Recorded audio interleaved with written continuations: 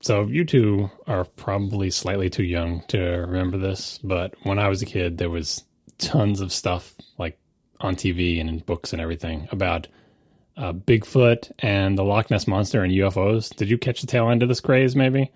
Like, probably the same books in your school library. But anyway, I used to watch these things all the time on TV. It was like Secrets of the Unknown or that thing hosted by Leonard Nimoy, and they would, talk about, there would be one show about each one of the things. And they'd show that same blurry picture of Bigfoot, or they'd show that little, like, the silhouette of the Loch Ness Monsters, like one or two famous pictures of that. Or, like, the UFO shows, they would have, like, that same blurry picture of a hubcap, or, like, these videos of lights going by, or, this blurry black and white photograph of something. And I would just watch this stuff for hours. Like, they could do, like, an hour-long network special with, like, one photograph. And they would just milk that photograph for all it was worth, right? And I was fascinated by it because it's like there's these secret things in the world that nobody knows about. But people have seen, like, they do tons of interviews. Like, I saw the lights in the sky, and it came down into the clearing in the woods, and, plenty of that. But then just, like, the one picture, right? Or, like, the one outline of Loch Ness Monster, but all the tales from the people who are around the Loch Ness Monster, they heard about it. And we still do this, I suppose, with certain other kind of mystery things where you just stretch out a tiny bit of content for, like, an hour at a time. But if you had told, like, the kid version of me that someday people, like, everybody would have a phone in their pocket, it's like, we're going to get that Loch Ness Monster now. Like, UFOs will not escape us now. Like, the only reason we don't have this footage is because you're just out in the woods, you're on a camping trip. Who has their camera with them? Or if you have your camera with you, like, it's in your camera bag or something, and the UFO goes by and you miss it, right? Same thing with Bigfoot. You're out hiking in the woods, you can't get your camera out in time, or who even has a camera with them. But as soon as we, if you told me that everybody's going to have a camera, we are going to have so many Bigfoot pictures. We're going to have so many UFO pictures. We'll have the Loch Ness Monster will be, like, documented in high def video. It would be amazing. That's what I would have said. But of course, here we are today, where pretty much everybody does have a phone in their pocket. And what happened when most of the world got a phone in their pocket in the form of a smartphone, or a camera in their pocket in the form of a smartphone, was we didn't see tons more pictures of UFOs. We didn't see tons more pictures of Bigfoot or the Loch Ness Monster. What we did see were tons and tons more pictures of police beating people up. That's what we saw. Not what you would have expected to see, not what the childhood me would have expected to see. And this is not a new original thought. I've heard this many times in the past, but I dwell on it. I think about it from time to time because it is a strange facet of technology, right? From the Rodney King tape, which I think was probably VHS or whatever the heck it was, to today's smartphone videos of police brutality that we see everywhere online. Technology has made what has been a reality for centuries visible to everybody. And I think most of us don't like what we see. This country has a racism problem, and it has a policing problem. And whatever we've done in the past to fix this clearly hasn't worked. We need to try something new. And I'm sorry if talking about this offends anyone. It's not my intention, and I'm not anywhere near an expert in any of this. So I'm actually very nervous and uncomfortable to talk about this. But that is a good thing right now. A lot of us need to be made a little nervous and uncomfortable right now because silence and complacency is worse. So I'm going to start by a quick comment on something that's very uncomfortable for a lot of us to discuss, and that's privilege. When I was first accused of not acknowledging my privilege a few years ago, I didn't know really what it was. I hadn't really thought about it. And I felt a bit defensive when people started saying that, as if I was being attacked, unreasonably for something that I didn't even think I did anything, right? And I also felt that it denied the work I've done to get to where I am, because I come from a lower middle class, single parent family, and I've worked really hard to earn everything I have. But a huge degree of privilege was under all of that. I'm a white, cisgender, heterosexual male. I was born in the U.S. I was raised Catholic. I was put through decent schools. Like, there's basically nothing about me that is widely persecuted by any group. I don't get stereotyped. I don't get treated unfairly by pretty much any part of society. I mean, I'm a nerd. That's never been great, but that these days is fairly reasonable. And I had it hard growing up in various ways. And so accusing me of being privileged felt like it denied me of the ways it was hard for me. And if discussions about privilege frustrate or anger you, that's understandable because it's uncomfortable. Like, it's a whole uncomfortable truth under everything, but it doesn't mean it's not there. And we need to face uncomfortable truths a lot of the time. And privilege doesn't mean that you don't have problems or challenges in your life. But it does mean that you don't have certain types of problems and challenges that a lot of other people have. And you probably don't even ever need to think about those problems because of some inherent aspect of your genes or where you were born or who your parents were. And that is absolutely a real thing. Being privileged in certain ways doesn't mean that your life is easy or perfect, and it doesn't mean that you're a bad person or that you need to apologize for who you are. But it is a necessary concept to keep in mind that you have advantages that other people don't. And that part of your privilege is that you probably never even knew about it until someone pointed it out to you, because you never even had to think about it. Now, the flip side to that is that a lot of people are unfairly disadvantaged in society merely because of who they are. Now, I don't need to be afraid to wear a hoodie or go for a jog or hold an object in my hand or be in my own house in my own bed. I've never had to fear for my life if I saw a police officer. I've been pulled over a few times earlier in life for minor driving infractions, and I was never terrified that my life could be about to end. And the last time I was pulled over was a decade ago or more, and I was let off with just a warning. And now I'm a white man in my late 30s. I am invisible to the police. Part of the immense privilege I've been given is that I don't need to think about the police at all in my daily life, except occasionally if I see a cop I know, I'll wave hello and they'll wave back. Millions of people out there are not so lucky. Now, being a police officer, it's a risky and it's a hard, it's a thankless job. They're just people, and many cops, possibly even most of them, are good people. I know a few cops myself, and they seem like good ones. They seem like good people. Some of our listeners are even cops. You've written in before. But there's a lot of cops out there who are assholes at best, and often violent assholes. Many cops out there act more like wannabe military soldiers who are battling against the people they're ostensibly there to protect and serve. Like they're at war against their own citizens. And even honestly, making an analogy to soldiers here feels like an insult to actual military soldiers who are usually much better disciplined and probably more accountable to their actions than bad police officers in the U.S. are. And there aren't just a handful of bad police officers in the U.S. There is something deeply toxic in police culture and their attitude and the power and political structures around the police that not only seems to prevent bad behavior from being punished or weeded out, but actually cultivates and protects bad behavior that's there. And bad police officers have been unnecessarily assaulting and executing citizens that they're supposed to be protecting for decades, especially black people. And the system of weeding them out or bringing them to justice does not work well enough. And when you think about the effects of an under-accountable and under-supervised police force, it's especially damaging because the police are where you go if someone is hurting or threatening you. So if it's the police themselves doing it, most people have no realistic recourse available to them. So because of the police's role and their power, they don't just need to be held responsibly accountable, for a basic level of accountability. They need to be held to an especially high standard, way higher than average people. But instead, in most places in the U.S., they're held to a much lower standard than most people are. And nobody in the U.S.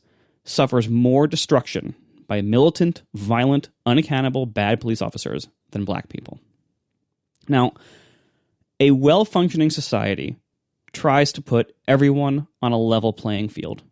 They try to neutralize as many unfair sources of privilege as possible so that everybody has the same rights and the same opportunities. And I don't know how anybody can look around the U.S. and think that we are anywhere near that. We do not have a well-functioning society. We have a lot of work to do in many different areas, especially how the U.S. treats black people. And a few years ago when the phrase Black Lives Matter came up, it's such a simple and elegant and powerful phrase. Black Lives Matter. It's not about harming anyone. It isn't about putting anyone else down. It's a simple, powerful statement of fact that our society unfortunately needs to be reminded of. Black lives matter. And hearing that made so many people so uncomfortable and so angry that they had to immediately counter it with things like all lives matter, or the, even worse, police glorifying version of blue lives matter. And not only do those completely miss the point, they actively fight against it. And that's, in most cases, that's not people being ignorant. They actually intend to fight against it. Most people who are, have a problem hearing the phrase Black Lives Matter are refusing to acknowledge that the U.S. treats black lives as more expendable or less valuable than white lives. That's a hard thing to think about, but the reality, actual data from many sources over many decades supports that. Nobody should have to assert that their life matters. But the sad truth is that black people still do. And that's awful. Nobody should react negatively or defensively when someone else asserts that their life matters. And yet that's how a lot of people react when black people are the ones making that assertion. Our country is still extremely racist. We have an overtly racist president who empowers and encourages white supremacists in 2020. That is completely ridiculous, but it's true. We have an incredibly long way to go. Black lives matter. And if that makes you uncomfortable to hear, you need to take a moment to examine that. You need to really, truly examine why you have a problem with people fighting to get their society to behave as though their lives matter. Imagine if you had to fight to get your society to value your life simply because of who you are. And then consider why we let our society become and remain so dysfunctional that anyone needs to fight for their life to matter. Black lives matter. Now, we have the immense privilege of being able to talk about tech stuff for the next couple of hours, providing us and you an escape from the really bad realities of what's going on out there. So we're going to try our best to do it and to keep the show going as we've done every week for the last 7 years. Try to make the world better with whatever way you can. Please try to help. Try to become aware of what's actually going on. Vote when the time comes to vote. And in the meantime, help any way you possibly can. Yeah, Marco speaks for all three of us in saying that Black Lives Matter. I know that all three of us are deeply upset and concerned with what is going on. We're doing what we can by talking to all of you, amongst other things, to try to do our little part in making things better. I don't know. I don't know what to say to someone who finds that Black Lives Matter is a controversial statement. Like, to me, this is the way it should be. Everyone should be equal. Everyone is not equal, unfortunately, but they should be. And I personally, now I will not speak for the three of us, I have no time or tolerance for people who feel otherwise. And I just wanted to thank both Marco and John for saying so much more eloquently than I could have exactly the things that I am thinking as well. To try to pivot this a little bit toward technology, the three of us thought it would be nice to read a little bit of a memo that Tim Cook had written to Apple employees about George Floyd and kind of what's been going on. We're not going to read the whole thing, but I do think there are a couple of passages that are really important. And, you know, it is coming from a gay man who has certainly put up with his own difficulties growing up and even today, things that I, don't have to worry about, just like I don't have to worry about being right. I don't have to worry about being white. I am a heterosexual, cisgendered white dude. It's pretty easy for me. Life's pretty easy by comparison. So I thought Tim's memo was very interesting. Let me read a couple of passages. To stand together, we must stand up for one another and recognize the fear, hurt, and outrage rightly provoked by the senseless killing of George Floyd and a much longer history of racism. That painful past is still present today, not only in the form of violence, but in the everyday experience of deeply rooted discrimination. And he goes on a little later, to create change, we have to re-examine our own views and actions in light of a pain that is deeply felt but too often ignored. Issues of human dignity will not abide standing on the sidelines. To our colleagues in the Black community, we see you. You matter, and your lives matter. This is a moment when many people may want nothing more than a return to normalcy, or to a status quo that is only comfortable if we avert our gaze from injustice.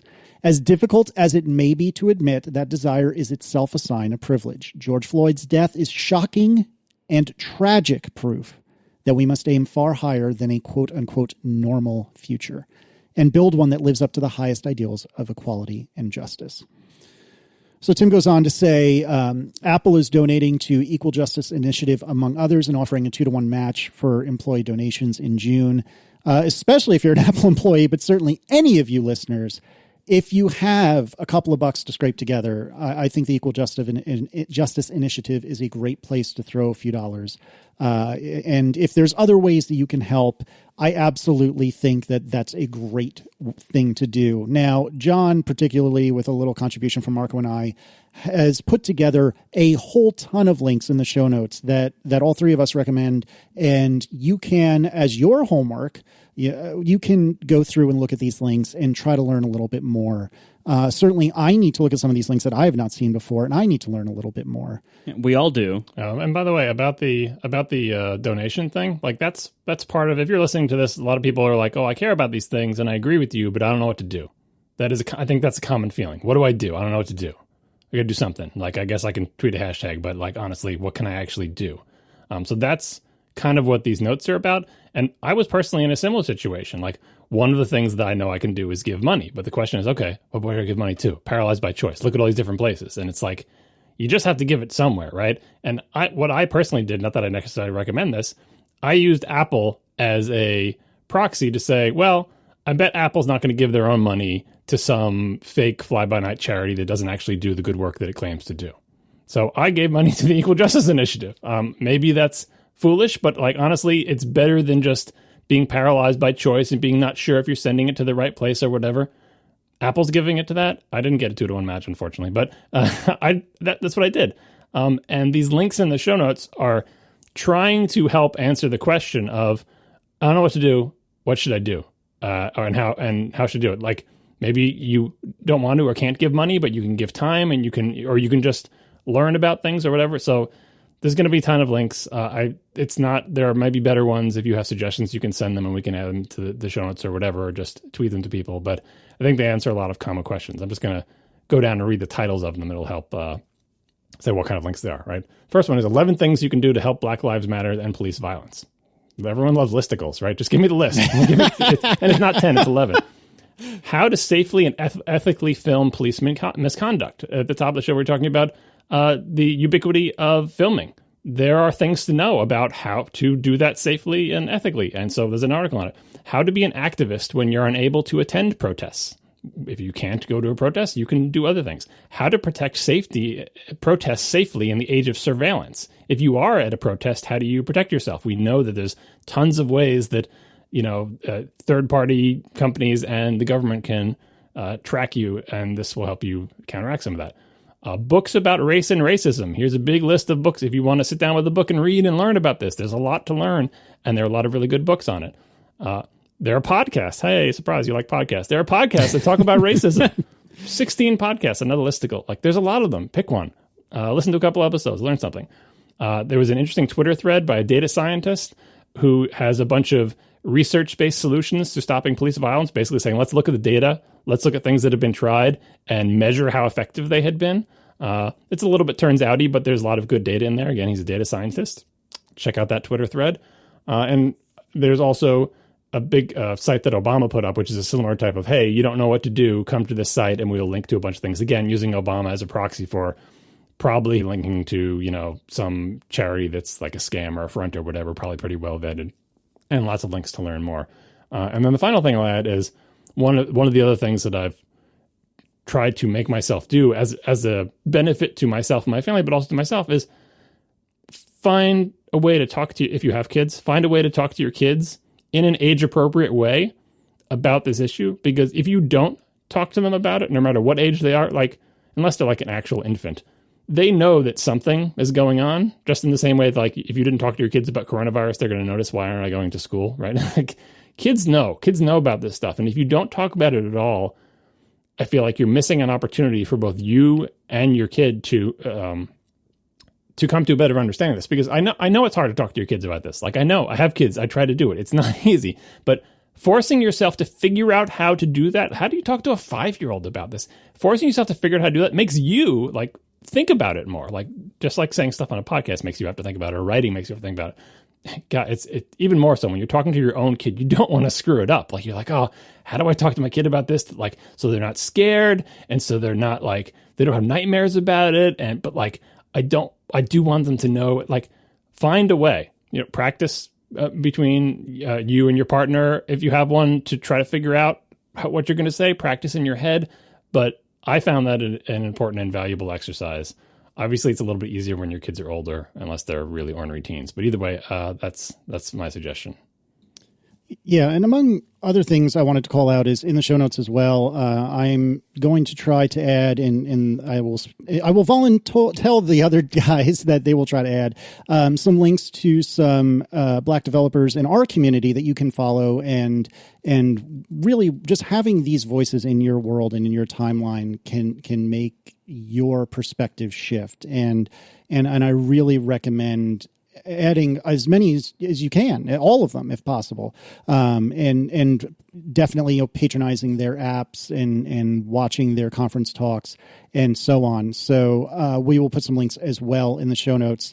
There's a lot here. If I remember, I'll also put some book recommendations that I cannot vouch for myself, but I've been told are good. And I've been told by people who would know. So I would think that's much better than an endorsement from me.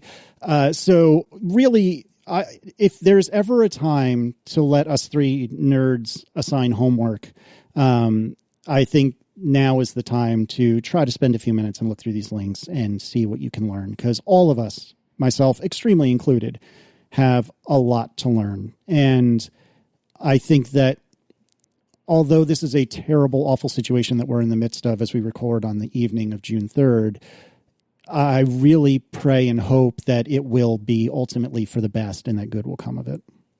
As far as going forward, this is important to us. We will not be making the show about this, but it's important to us and it may come up again. It likely will come up again, and we will not shy away from talking about it if necessary. But that being said, as Marco and John had said earlier, we want to provide some amount of release and some amount of entertainment for ourselves, for you. So once I give these two guys a chance for closing thoughts, we're going to move on with a more traditional show. I'm ready to do a tech podcast now, I think. Yeah. Alex Chan writes, they were struck by something that John said on the last episode. John said, if you threw the new ATP website at Netscape Navigator 3.1, it would die horribly and it would look like nothing. And Alex tried it. And Alex said, it turns out what actually happens if you try to view ATP.fm in a very old Netscape Navigator is that it looks like nothing because the browser gives you an error. And the error that they got was Netscape and this server cannot communicate securely because they have no common encryption algorithms, which makes sense, but is kind of a bummer. That being said, Alex tried the next best thing, which is what I would have tried, which is Lynx. If you're not familiar, Lynx is a text-only web browser that is designed for like the command line. And Alex writes, but the site does work in Lynx and is fairly usable, including the flexbox on the store page, which it looks straight past.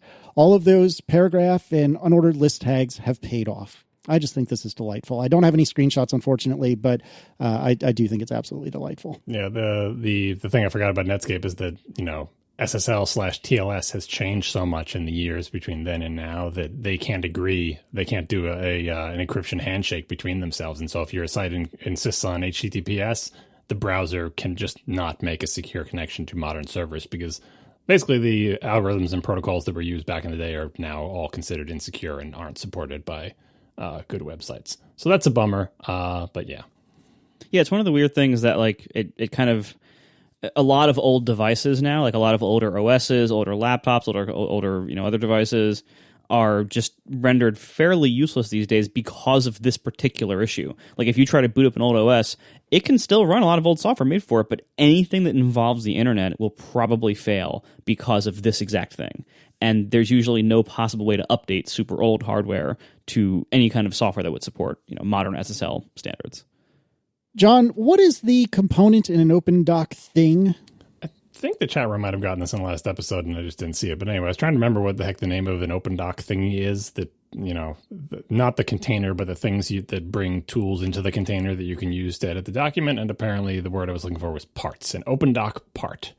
According to, I think this is from Wikipedia, an OpenDoc part can be anything to that a normal application would offer. For example, a spreadsheet part, a text part, a database part, and so on. So there you go, OpenDoc parts. The world feels better for having known that little piece of trivia.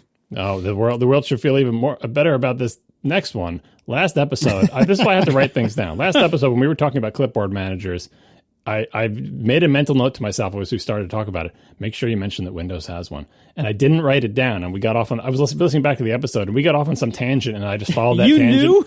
Yeah. We collectively got off on a tangent, and then I grabbed the tangent at the end and got off, and I'm like, oh, well, I guess we're done with the clipboard thing. And I never mentioned that, yes, Windows, like so many things, has a built-in clipboard manager. I don't think it's enabled by default.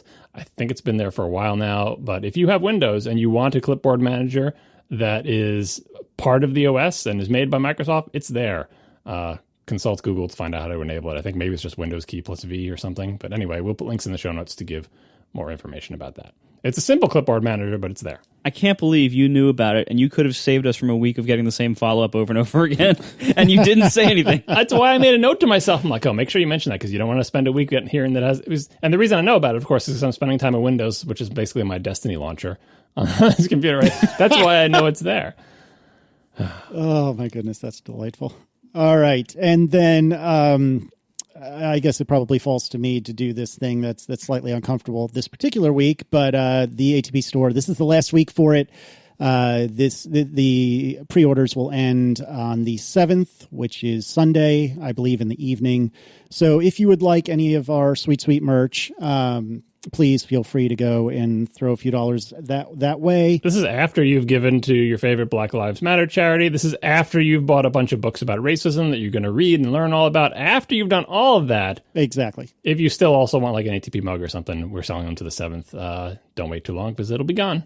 Yep. So don't forget, every single time somebody sends a tweet, oh, is it too late? It's too late, isn't it? I forgot. Oh, I forgot. It's too late. The good news is the Black Lives Matter charity and those books, they're on sale forever. Yep, never too late for them. One of my favorite things to do is to tell you guys about why I'm a moron. And this is Casey's an Idiot Corner, episode number 379. You don't need to tell us, Casey. Oh, no. Sick burn. You could take that a lot of different ways. The fact that you chose to take it as an insult is just, I find insulting personally. Oh, God, this is going nowhere good. Okay, so we got a new TV on Cyber Monday this past year. So we got a LG OLED 55C9 AUA, which is basically the 55-inch 4K HDR OLED. And I really like that TV. I really do. It's been really good to us. It works really well. And after having had it for, I don't know, maybe a month, I finally got around to putting it on our Apple HomeKit home. And sometime shortly thereafter, although I don't know exactly when it was, we noticed this thing would just periodically turn itself off, which was really frustrating. Can I shortcut your story, or do you not want me to spoil it? You always do this to me, but fine, John. Shortcut my story. I don't want to spoil it entirely. Here, I'll give you a second one. Right. So I've actually had people ask me about this very thing. They say, "Hey, this is slightly different. Hey, when you turn off your TV, does it turn back on in a couple of seconds?" It's kind of the opposite of your problem, right? Weird. And I do have that happen. And your story, I'm not going to spoil it, but I had the same thing happen with my receiver, where I'd just be watching TV with my receiver, and then it would just turn off, like in the middle of watching a movie. Yeah. And, of course, the receiver turns off, and eventually, like, just everything reroutes, and the sound starts coming out of the TV or whatever. And at first, I was like, I'm going to have to return this. Is something wrong with it? Like, it overheats or something? Or anyway, I don't want to spoil it. Continue with your story. All will be revealed. Uh-oh. Thank you. I appreciate your incredible self-control. Mm-hmm. So eventually, both of us, but particularly Erin, has had enough of this because she's a normal human and doesn't want to put up with my bullcrap. And so at some point, she basically said to me, look, we either need to get this thing serviced or returned or what have you, or you need to find a way to fix this. So, of course, my natural inclination is I was always an HDMI CEC unicorn. I guess my time has ended, and I no longer have my single horn on my head. I am no longer a CEC unicorn. I am a CEC everyman, and that's the problem. Now, HDMI and CEC, if you recall, is this thing. I forget exactly what it stands for. It doesn't matter, but it lets various different devices like power on and off other devices, right? And for the longest time, even on my last TV, my 1080 TV, it always worked. I never had a problem. So I decide, you know what, I'm going to go nuclear, and I'm going to turn off anything that even smells like it's something that would automatically turn the TV off. I'm going to turn off the auto like sleep thing, which I know is probably driving John up a wall just thinking about it, but I'm going to turn that off. HDMI CEC is off. Everything's off. It gets taken out of the Apple Home Kit Home. I forget what else I flipped off, but I flipped everything off. And sure enough, it doesn't turn itself off anymore. Now, this is good because that means it's and I'm doing major air quotes here, software problem in the sense that, some setting somewhere has screwed this up. I don't know what it is, but something somewhere screwed it up. So over time, I've been trying to perform a little more science, and I've been slowly re-adding different things like the auto power off if you leave it on for a long time, and idle. I eventually added HDMI CEC and waited like a month, and that wasn't an issue. And it was the weirdest thing. I realized that only when the garage door Raspberry Pi was on the network. No, I'm just kidding. I was so hoping that was it. That would have been kind of hilarious, but no, that's not it at all. So anyway, about a week ago, I finally re-added it after having been off our Apple Home for a long time. I finally re-added it to our HomeKit Home. And sure enough, just a day or two back, it turned itself off. Remind me again, I know I asked this when you first brought this up many shows ago. Remind me again why you want it on your HomeKit Home thing? I would like to integrate it with something that mostly works most of the time and make it less reliable. Yeah, but he had a reason. Was it just so you could turn it off by voice? What was the reason? Yeah, basically so I could turn it off by voice. Like there are occasions that I do not have a remote handy that can turn the TV off. To be clear, it's very unlikely, and I can get off my lazy hindquarters and just go walk across the room and get the remote. Or you should get the clapper. I should get the clapper. You're right. But in any case, part of the reason I got this TV is because I wanted something that had HomeKit just because I thought it would be like future proofing. In the same way I've made this speech many times, I would only buy cars that had CarPlay now. Marco, because I want a future proof. I only want to buy a TV or perhaps future, home electronics where relevant that have HomeKit support. And you're right. Like your implied statement here is that I don't need HomeKit. Yeah, correct. No argument, but I wanted it. And so it turned itself off the other day as we were watching it. And I was upset. And Aaron, of course, pounces all over me. Look, see, I told you. But I said, well, wait, hold on. This is the first time it's happened. And I don't know what it was about this particular moment, but it occurred to me, wait a second. It is exactly 6:40 p.m., which to any other family on the planet means nothing, but to the List family means something. Because at exactly 6:40 p.m., HomeKit runs our nighttime automation. I don't recall ever having added our TV to that automation, but sure enough, when I went into whichever one of the 17 different places you can find a HomeKit automation and found the good night or go to bed or whatever it was called automation, sure enough, guess what was there? Turn the TV off. And so finally, I think I have solved my problem. And the TV, since I've done that just a few days ago, has not just randomly turned itself off for no reason. And I bring all this up because I was really scared to ask like Federico, who I think has the same TV. Marco, I think you have the same TV. I didn't want to ask anyone, like, do you have this problem? Because I really had this creeping suspicion that it was something dumb I had done.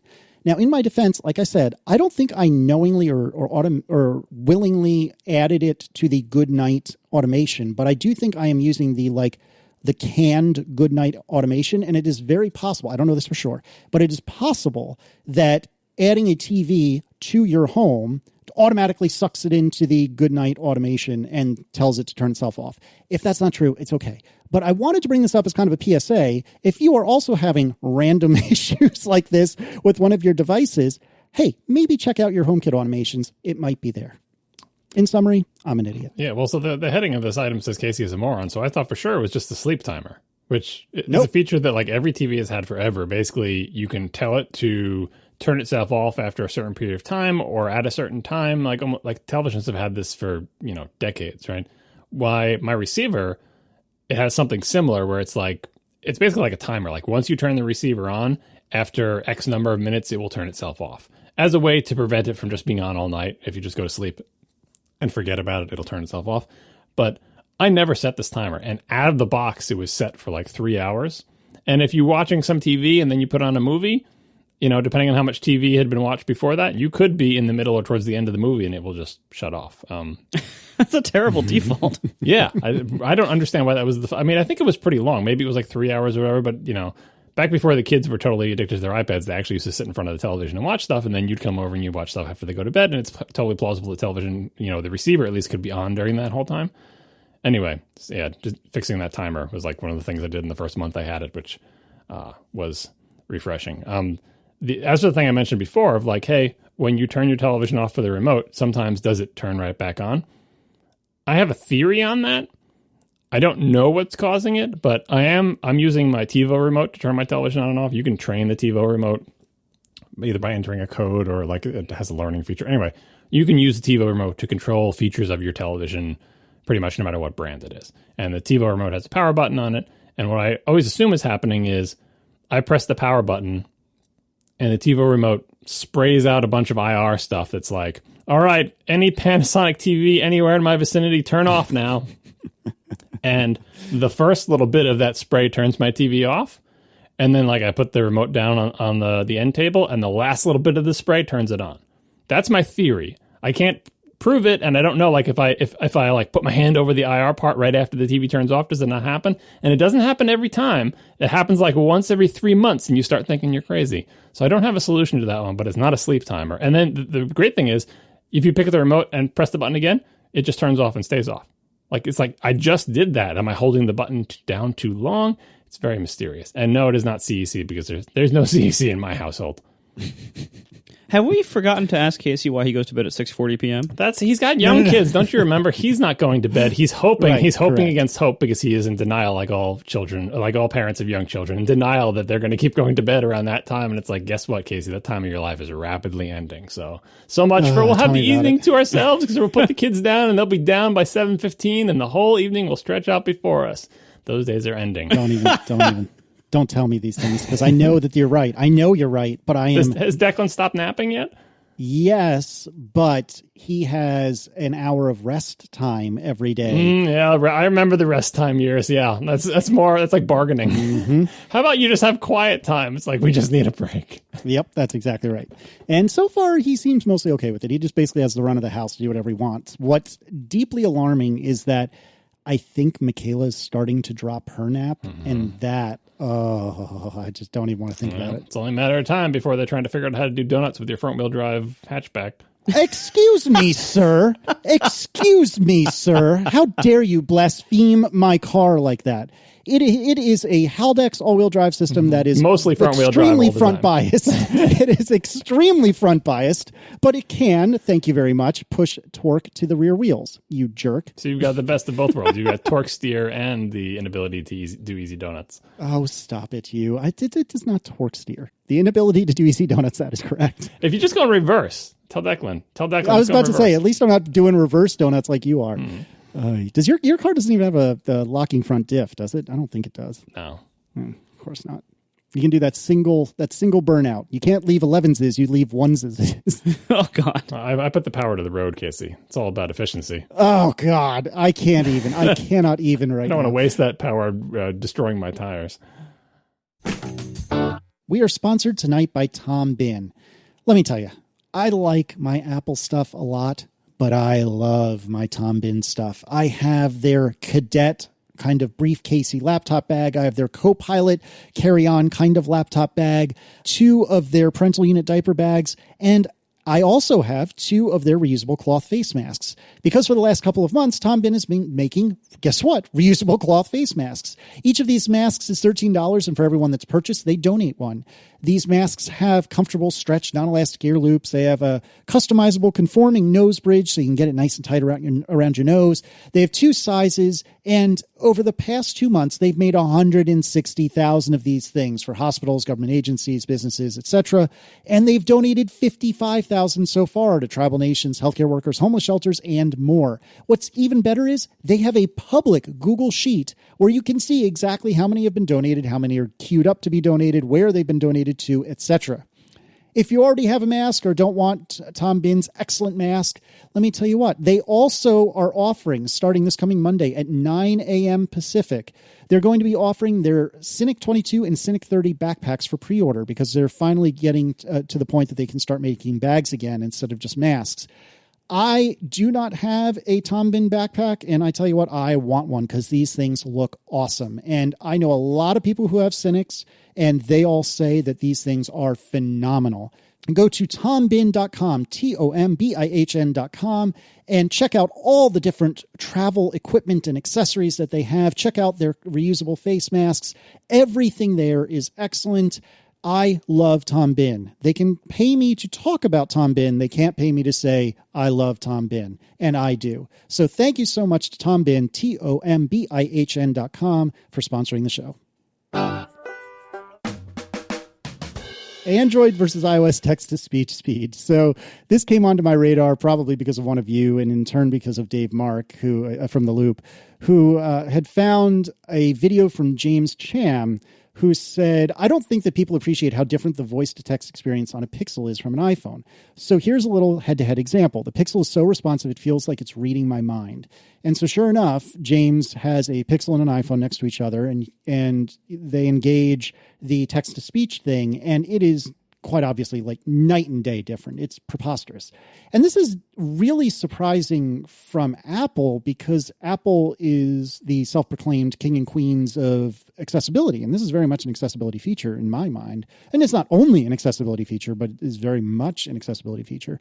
And so I was really surprised by this. And it wasn't until I looked at the show notes earlier today that I realized somebody, probably John, has put in a follow-up tweet from Dave where Dave said, so I turned on airplane mode and the iPhone text-to-speech is every bit as fast as the Android text-to-speech. If I turn airplane mode off, the lag returns. Try it yourself. Not at all sure why this lag is necessary. So I have theories, but since I didn't put this in the show notes, I will leave it up to you, John, to tell me what your thoughts are. Yeah, my thoughts when I first saw this, the performance comparison is kind of beautiful because you can just put both phones in front of you and they're both listening to you at the same time. So it's a very fair test. Like you're not speaking to one and speaking to the other, you're speaking to both of them at the same time and you can really see the difference. So check out that video. And it brought to mind a question. We didn't actually do it on askatp, but I remember it flying by in the many hundreds of questions that we get. It was like, you keep talking about on the show, this is what the listener was saying, about how much faster Apple's system on chips are in their phone than the competition, but how does that speed manifest itself? Like, yeah, it's faster in all these benchmarks that everyone says is faster, but like, what does that do for me? What has the speed done for me lately? I could answer that in a whole bunch of different ways. Like, for example, JavaScript benchmarks are very relevant to people who try to load complex web pages on your phone, and obviously performance in games and other things where you really need every ounce of CPU, like, and arguably also in battery life because you can get more done in a shorter amount of time and go back to sleep faster or whatever. But this is an example where no matter how much faster your system on a chip is, algorithms win in the end, right? So for something complicated like speech to text is not a simple thing, not even as straightforward as like rendering in a game engine or something. It is very complicated. It's got machine learning and it also may have a server-side component to it. And in this performance comparison, the massive speed difference in the Apple system on a chip is not helping Apple, do well in this test because it's more than just your CPU speed. It's your algorithms and it's the speed. If you're doing server-side stuff, it's the responsiveness of your service that is processing the text and sending it back. And when you put the iPhone into airplane mode, it's the performance of the on-chip implementation versus the one that's over the network. Now, the interesting thing about the follow-up to this is like, I put on airplane mode and they're both just as fast. Try it yourself? I did. I tried it myself. Like, I didn't have an Android phone here to test with, although I actually do have one in the house. I should have tried that, but it's like a $50 Android phone, so I don't think it would be a fair comparison. But anyway, I tried speech to text with everything connected, and then also in airplane mode with everything disconnected, and they were exactly the same speed to me, and that speed was slowish. Like, it wasn't as fast as the Android phone in this video. Maybe it wasn't as slow as the really slow phone, but I didn't see any speed difference whatsoever. So I don't know what that means. Is mine configured in a way where it's not setting to the server? I don't know. A lot of the people responded to this thread saying that when they were offline and did it, like the local on-device one seemed less accurate, but it's very difficult to A/B test that because you might have spoken differently or whatever. So all this is to say that areas like this are sort of, we bag on Siri all the time, right? But this is, and this is arguably not Siri. It's like, well, that's not Siri. That's not answering a question for me. That's speech to text. It's totally different, but we all kind of put it under the same umbrella. I feel like stuff like this makes the on paper very, very fast iPhone feel slow. I can't tell from this testing if the problem is that Apple's algorithms and machine learning stuff and their model or whatever, however they're doing this is worse than Google's, or if it's because Apple's server-side implementation is slower, less responsive, more laggy, or does things in bigger chunks, or if it's a combination of all of that. But anybody who looks at this video can see there's a gap, and that gap really ought to be closed because, FaceTime is great and FaceTime is fast and all these things and all the camera stuff. Like, there's, again, measurable advantages to having a high-performance system on a chip. I think speech to text would be one of those things. And, in addition to lagging behind on how smart Siri is about answering questions, like getting directions to London or whatever that was, the last one that went around, that was an embarrassment for Apple where it kept trying to send you to London, Ontario or something. Or no, what time is it in London? Wasn't it that Gruber was posting about? Yeah, something like that. Yeah. And it was telling you the time in like London somewhere in Canada, which is probably not what you mean. Stuff like that and straightforward stuff like this. Speech to text. I use speech to text a surprising amount. My mother uses it like crazy because she can't stand typing on that tiny little keyboard, and I don't blame her. And her vision is really bad. And boy, if you've done that in a responsive system versus one that lags, it really makes a big difference. So I hope in iOS 13 plus N, Apple gets their act together on this. I hope they do, but honestly, I'm not thinking that's actually going to happen because ultimately, like, this is just a problem with almost everything about Siri, and it always has been. Siri has always been a little dumb, a little unreliable, and a little slow compared to its competitors. We've seen Apple's like done a little bit of hiring here or there. We've heard like, oh, they're revamping the Siri, team or infrastructure or whatever. I really, really hope that Apple realizes how important the quality of Siri is, and despite what they say in public, how it's not there yet. Because performance is a feature, as is consistency, and as is, actual intelligence of things like the London query. Like, if you use Google Assistant, or I don't have any experience with Cortana, or if you use Alexa, it is significantly more consistent, and it is usually faster to respond. Siri needs to get there, and I really, really hope Apple has just been working on this for a long time behind the scenes and isn't ready to release it yet, because so far it has seemed to date, from just what gets out there and how things behave in the real world, it has seemed to date that Apple is incapable or unwilling to make Siri actually fast and consistent. And clearly it's possible because all their competitors have done it. So really what I want from Siri more than anything, and like this is true, as somebody who, like, I regularly use a HomePod and an Amazon Echo. And the Amazon Echo responds to things much faster. The HomePod hears me better. The HomePod music sounds better. The HomePod also randomly butts into conversations a lot more, that it thinks I held it and it didn't. And it's just slow when I ask it something. Even simple things like, hey, Dingus, play, or hey, Dingus, pause. It takes so long to respond that you question whether it is going to respond at all. Like, and it hears me immediately, and it ducks the volume down on the music. If I'm saying, hey, Dingus, pause, it'll hear that immediately and duck the volume, and then wait, and then it gets paused. And that's consistently almost every time. Like, simple stuff like that is just not fast, and it should be. And their competitors can do it quickly.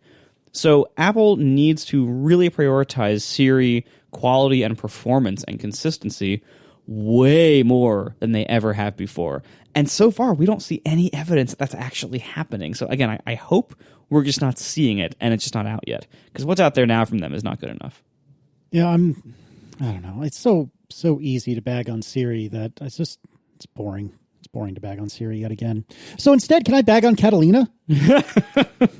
What now? Because I have another thing that I haven't yet publicly shared and complained and whined about that I'd like to quickly throw out. It'll only take a moment. Do you guys use SMB shares at all? This is like Windows style shares, perhaps with your Synologies or perhaps with other laptops or computers in your world. Do you ever really use SMB? That's the default for all file sharing. If you don't specify a protocol and don't say how you want to connect to like a file share, it's SMB by default since a couple of versions ago in macOS. Oh, okay. Well, there you go. I use it for my Synology like archive share. Yeah, so I use it for my Synology, and anything is possible. The following could be true because of something weird on the Synology, although I find it hard to believe because I don't recall this ever being a problem with Mojave. that could be the summary of the last year of this show. I don't remember this being a problem in Mojave. I have noticed that on any situation wherein my computer, and this is true of my Adorable or my iMac Pro, any situation where my computer loses the connection to the Synology. Now, maybe it's something completely reasonable, like I've closed the lid or it's suspended itself or something like that. Some way, somehow it's lost the connection. Your HomeKit has decided to turn it off. Or HomeKit has decided to turn it off. Too soon. Anyway, so when I come back, it will more often than not look like the Synology is still mounted. But when I go to actually drill into it in Finder, I see the following error. I see the operation can't be completed because the original item for, quote, in my case, archive, because that's what like the root folder is, but whatever your root folder is, can't be found. And if I go back in and try it again, doesn't work. If I kill all Finder and try it again immediately, everything works, no problem. Oh, it's great. Everything's great. What do you mean? There's no problem. Nothing to see here. This is driving me friggin' insane. Not to mention that my machine gun trackpad that I've been bemoaning for the last couple of months now, that seemed to be deeply exacerbated by a tremendous amount of network activity, specifically over a network share. So like going and downloading something from the internet, not that big a deal. Throwing a bunch of stuff on and off the Synology would just bring my machine to a screeching halt, and especially my trackpad. This is a rhetorical question, or mostly a rhetorical question. Has something happened with SMB in Catalina or something around SMB in Catalina? Because this is driving me friggin' crazy and I just want it fixed. Please, Apple, please. Can you fix this for your pal Casey? That'd be great. There's been big complaints about Apple's SMB implementation for years, and they have improved it a lot by grabbing better open source SMB implementations for the client. On the Synology, if you're not aware of this, there are a bunch of settings I don't know if it's on a per share basis or on the whole machine basis, but there are settings to tell the Synology what versions of SMB to support, what features to support. I don't know what the right settings are there, but over the years, I have slowly turned them all on, like maximum, support all the things, support all the extensions, support the highest versions, because you can just say turn them all on. I haven't noticed any change in performance. I wasn't having any problems before, and I'm not having any problems now. But just FYI, maybe if that will help solve your problems, you could try that. Machine gun trackpad, I would totally subscribe to the theory that people would put out. There's like a kernel contention thing with like the USB interface and some kernel lock. Mm-hmm. Like that totally made sense to me. But now that you don't have that, now that like your backup is somewhere else, and like that has been eliminated, you're in a similar situation to what I am, which is you have a computer, it's connected over Ethernet to your Synology, and you copy big files back and forth. And I do that, and I don't have any of the problems you're saying. I don't have the unmounting problem or whatever that's going on there. I don't have the stuttering problem. Everything copies at the speed I expect it to copy, so I don't know what to tell you. To be fair, once I moved all backing up, like all network backups off of the iMac, so now it's being taken care of by the Mac Mini, I haven't had a machine gun trackpad in a while. It has gotten way, way, way better. And it is certainly possible. I'm not saying it's definitely not a Synology problem in the same way that I was saying that my machine gun trackpad is definitely a software problem. I could believe that it's a Synology issue. And if you are the kind of person that knows this stuff, that actually like does this sort of thing for a living, and you would like to throw some ideas at me with regard to Synology settings or something like that, I am all ears. If you're just someone who says, oh, it works for me, or here's what I've got, it's okay. I appreciate it, but don't worry about it. But I would love to see this fixed. I don't have a feedback entry for Radar or whatever it's called now, feedback assistant thing. I don't have one for this because I don't even know what to say. Like, and it's not, what I've got is not actionable. Like, I don't have any really good way to report this, but if someone from Apple would like to reach out to me, you know where to find me. I'm happy to do whatever you would like me to do. I'll sysdiagnose until your heart's content, if that's what it takes. But yeah, people are saying this is more of a Finder problem. People are saying turn off AFP. I'll try that. I don't know if that's going to make a difference, but I'll try it. But yeah, if you know what this is about, please let me know because it's driving me crazy. We are sponsored this week by Squarespace. Start building your website today at squarespace.com/ATP. Enter offer code ATP at checkout to get 10% off. Make your next move with Squarespace. Squarespace makes it super easy to make amazing looking websites in almost no time and with no particular skills in coding or web development or design or anything like that. No matter what your skill level is, from 0 to expert, you can make a site on Squarespace. It'll look great. It'll look professional. It'll work well. It'll scale to all sorts of different device sizes. It'll be easy to update. And you won't have to manually install software or configure servers or edit CSS or write JavaScript or HTML or do anything about keeping the server running. You won't have to worry about software updates or patches or security issues. You won't have to worry about server maintenance and load and being overloaded if you get a link from a popular website or something like that. You don't have to worry about any of that with Squarespace. You just use their simple, intuitive, easy visual tools to make your site, customize it to your heart's content. If you need any help with any of it, they have wonderful support available built in with every plan. And you can do simple sites, a few pages of info maybe, all the way up to complicated things like storefronts or podcast hosting or lots of dynamic functionality like galleries and calendars and stuff like that, all built into Squarespace. And it's really easy to do all of it. See for yourself by starting a free trial. There's no credit card required and pretty much no limits. You can build a whole site with Squarespace's free trial, and you can see how it works. You can see if you like it. When you decide to sign up, go to squarespace.com/ATP and use offer code ATP to get 10% off your first purchase. Once again, go to squarespace.com/ATP. Use offer code ATP to get 10% off your first purchase. Make your next move with a beautiful website from Squarespace. A couple of weeks ago, we had a post from Alan Odgaard called macOS 10.15, Slow by Design. John, do you want to tell us about this? First of all, that's the guy who made TextMate, right? Yes. Yeah, thought I recognized the name. Anyway, it's a big post about slowness related to the design of macOS. He listed as macOS 10.15 Catalina issue. I'm not sure how much is new in Catalina versus what has been existing, but what it boils down to are things that are slow because there's some kind of security check happening before the computer does the thing. There's in the thread that around the internet that have been discussing this, people are like, oh, if you turn off system integrity protection, this goes away. And then people are like, oh, I don't want to turn off system integrity protection. It exists for a reason. Why should I have to disable all the security to get good performance? And back and forth. There's a bunch of stuff listed having to do with spawning a process and getting access to privileged file system locations and keychain access and the context API and app launch and all these other things. I thought and by the way, there's another follow-up post by Jeff Johnson, Labcat Software, talking about the same thing and how like random shell scripts that you make are also now checked to see that they're malware, essentially by contacting Apple's service and saying, hey, someone's about to run this shell script that they just wrote. Does this have the same signature as malware? If it doesn't, let it launch, but if it does launch it, and it only does it on the first try, and it caches the answer, and it's tricky to test because people are like, well, I just tried. I wrote a test.sh script, and it was fast every single time. I don't know what's wrong with your system. And it's like, well, you have to give the thing a different name every time and different contents. Otherwise, it short circuits, and it thinks it's the same as the previous script. And it's tricky to test when we don't really know the implementation. But I thought it was an interesting story because, again, it's another security versus X trade-off, security versus convenience, security versus effectiveness, security, in this case, security versus performance.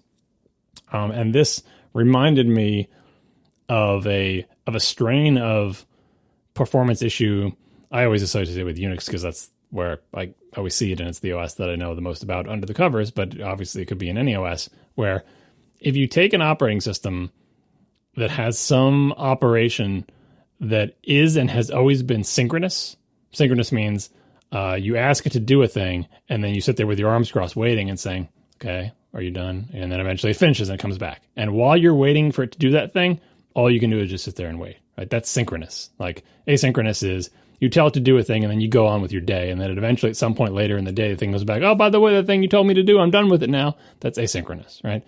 There are lots of synchronous operations in operating systems. In general, the operations that are synchronous tend to be ones that the original designers expected to be very fast, or there was no useful thing that you could be doing in this process while you're waiting for it anyway. So, what's the point, right?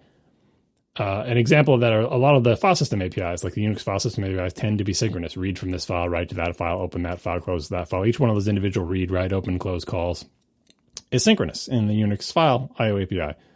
Because, what are you going to do? If you're about to open a file, you can't go to the next line where you're going to try to read from the file until you're done opening it. So you're just going to wait until the operating system finishes opening it, and then you get to your read. And same thing, I'm going to read from the file. Well, you can't do anything with the contents until you get them, so that read call is synchronous. Dumpty-dum-de-dum, read, and then you get your thing back. And yes, Unix does have async IO operations and everything like that. But anyway, there are a lot of synchronous APIs. If you take a synchronous API, no matter what it may be, reading from a file, reading from the network, anything that that has a synchronous API, and you decide because of, let's say, security or whatever, that you want to do something else there, before you exec CVP whatever that file, I'm going to add a check that says, before we let exec run, make sure it's not malware, right? And do it in a smart way, have a cache locally on the system that we keep track of. Well, I already checked that already, and it's totally not malware. It's fine. And make that check be really fast. But the very first time you run a thing that we've never seen before, we have to contact Apple server and get the updated list of malware signatures and blah, blah, blah, blah, blah. And then after we decide that it's okay, we execute that synchronous thing. And that is a formula for things that are terribly slow, because everything that's built on top of that API, the whole big stack of software, all the way up to the Finder or whatever else you're doing, expects that whole chain, that whole synchronous chain to execute quickly. It's a synchronous API. It's synchronous, but it's always really fast. It's just I'm trying to do a very simple operation, and I can't do anything until it's done anyway. And if that took 25 nanoseconds before, and suddenly takes a second and a half, no application design can withstand that kind of inflation in the time taken for an operation. This entire thing was built around the expectation that this thing will take nanoseconds. Now it's taking a second? And we do 1,000 of those operations when you open a folder or, do, whatever it is you may be doing, that will destroy your performance. Another great example of this, I always attributed to this, I'm not sure if it's entirely the case, but back in the day, the Finder had a WebDAV interface. This is classic macOS, and I think macOS 10 did as well. And WebDAV basically made synchronous file I/O live on top of HTTP. Your program thought it was doing synchronous file I/O, but under the covers, all your I/O operations were HTTP calls. And this was the 90s when I was dealing with this. And so those were slow HTTP calls to slow servers across a slow internet connection. And it would destroy the Finder. I don't think we even had beach balls back then. The equivalent, the little watch cursor, the equivalent, it would just freeze. Because it would be doing something that should take fractions of a second. And it would take 2 seconds because it's talking to some web server running on a 80 megahertz, Sun 1U box in some university somewhere. And it's taking forever. And it's just a shame to see that same, what I imagine to be that same pattern replaying itself here. Now, I endorse all these security features. I understand why they're there. There's not really a better way to do them, because in the end, especially for security, you can't we'll just add them on the async IO operations. A, because pretty much every part of the system uses synchronous ones most of the time. And B, if you only do it on one kind of file access, that's not much security, because anything that wanted to get around it would just use the other APIs, right? And you can't do it asynchronously, really, because the whole point is you want to prevent them from running the malware. You can't let them launch the malware and then a second and a half later say, wait, I just found out that's malware. It's too late. You're ruined, right? So I feel for Apple, and I think they're mostly doing the right thing. I understand how it can make it seem like Mac, quote unquote, Macs are slow, because if I run it on another Unix, like I run on Linux, everything is fast. There's no problem. And, Linux has good security too, and yada, yada. But I feel like Apple is hardening the Mac in the same way they've hardened the iPhone to survive in a very hostile environment, more hostile than, let's say, than like a Linux server in a data center, which wants to have good security, wants to lock things down, but also doesn't have to run like every app that a random person can throw at it, and isn't subject to the whims of a just regular consumer computer user who just wants to do whatever the hell they want. And, doesn't really have it's not a fixed workload. It needs to be a general purpose machine willing to withstand use by humans, and humans are inscrutable. So I'm not sure what the solution to here is. Again, the reason it's related to the other one is like, well, if Apple's service that tells me whether it's malware was way faster, or if it did a better job of caching the answers locally, or, like there are ways to help, mitigate this to be even smarter, but mostly just to be faster. Because I think the people who have like other people testing say, well, it's slow the first time, but it's not that slow. It's like, well, maybe this person has a bad route to whatever host that they need to contact at Apple, right? Maybe their internet connection is flaky. Maybe their local server for this is slower than the one that you're in, because you're in California, right next to Apple's headquarters, and you go right to their, I don't even know if they have data center in California, but I assume they do. Anyway, there are lots of factors that can add into this. It's kind of frustrating. I can't say I've experienced it myself.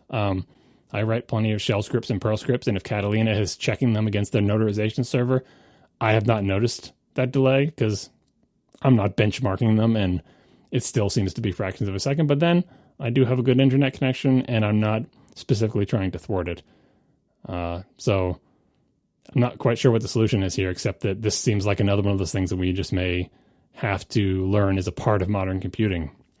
That disabling system integrity protection is not the right answer for most people, and that having to check an unknown executable before it runs is just going to be a fact of life. Again, except for in a controlled scenario where you're running in a data center and the whole machine is locked down, and you're not, new arbitrary programs aren't arriving on it willy-nilly. Like in that case, yeah, you can just run whatever's there as fast as possible. But in the general case, kind of like having to contact a server to do sophisticated text-to-speech because the server, in the data center has better machine learning algorithms than your phone does or whatever, or a larger data set in memory.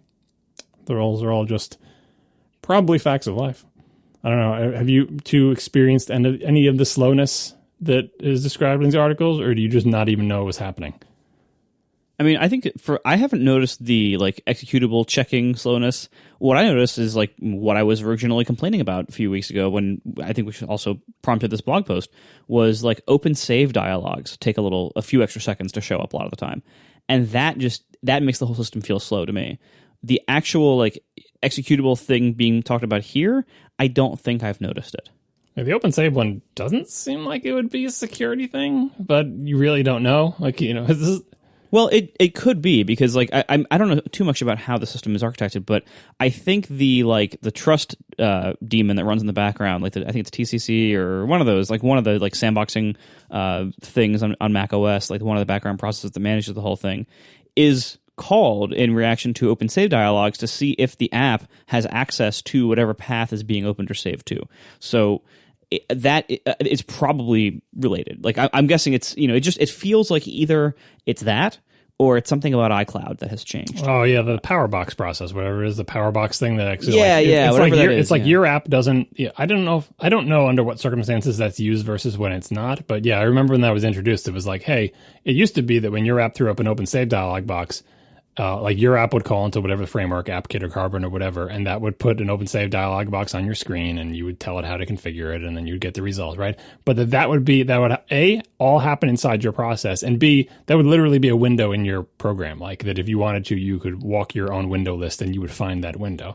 But the security thing that they added many years ago was, that's not even going to be your window. You're going to call the same API in AppKit, or Carbon probably wasn't around by then. You're going to call the same API to make an open save dialog box. And then what's going to happen is, using XPC, we're going to tell some other daemon on the system, hey, this app wants an open save dialog box. And that daemon is going to display the open save dialog box. If you did PS on it, or you did a process tree, you'd see that window that's an open save dialog box doesn't even belong to your app. It's not even the parent process. The parent process is, whatever, a TCC thing or a PowerBox D or whatever the hell it's called. And that would present the open save, and that would run in a sandbox and be all locked down and only have the permissions that it's allowed to have based on what your app does and yada yada. And the user would use that open save dialog box to find the file that it wanted and check off all the checkboxes or whatever, and then hit open or cancel. And then it would return again through XPC back to your application. Oh, here's what they did with the open save dialog box. So in that scenario, I can imagine like, oh, I'm trying to do XPC to the Powerbox daemon or whatever the hell, and it's asleep or it's swapped out or there's a bug in it where it gets real confused about whether you have permission to do something or not, or it's talking to the lower layer, database to try to figure out if you have permissions. Yeah, I can see how that could slow things down, but I haven't seen that one. So I don't know. Like this is the weird thing about Catalina. Everyone has their own little variety of bugs. I was just going to say that. Like if this is a problem, wouldn't it be happening to everybody? But it's, everyone doesn't have the same thing. It's not like there's some systemic thing that all the open save dialog boxes are super slow, right? I mean, I'll just, here, I'm BB at it now. I hit Command O and the window came up pretty much instantly. Like, I don't know. Like, it doesn't make any sense. Yeah, it's super weird.